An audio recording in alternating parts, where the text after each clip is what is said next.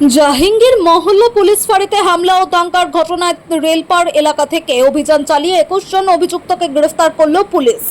আসানসোলের রেলপার এলাকা জাহাঙ্গীর মহল্লা পুলিশ ফাঁড়িতে হামলা ও দাঙ্গার ঘটনায় রেলপার এলাকা থেকে পুলিশ অভিযান চালিয়ে 21 জন অভিযুক্তকে গ্রেফতার করেছে।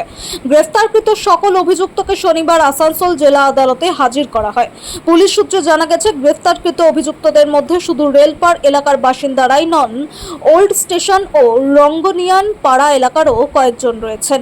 এতে তদন্তকারী সংস্থাগুলোর সন্দেহ আরও জোরালো হয়েছে যে এই ঘটনায় বাইরের কেউও জড়িত থাকতে পারে। উল্লেখ্য, শুক্রবার রাতে মাইক বাজানো ও ব্যবহারের নিয়ম নিয়ে বিবাদের জেরে জাহাঙ্গীর মহল্লার ফয়েজে আমবাগ পুলিশ ফাঁড়িতে ব্যাপক দাঙ্গা শুরু হয়। উত্তেজিত জনতা পুলিশ ফাঁড়িতে হামলা চালায় এবং সরকারি সম্পত্তি ভাঙচুর করে। এই ঘটনায় বেশ কয়েকজন পুলিশ সদস্যও আহত হন।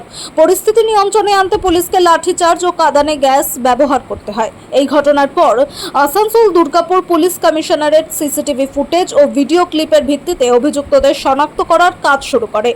ধারাবাহিক অভিযানে বেশ কয়েকজনকে আটক করা হয়েছে, যাদের মধ্যে কয়েকজনকে গ্রেফতার করা হয়েছে। পুলিশ কর্মকর্তারা জানিয়েছেন, তদন্ত চলছে এবং এই সহিংসতার সঙ্গে জড়িত অন্যদের শনাক্ত করা হচ্ছে।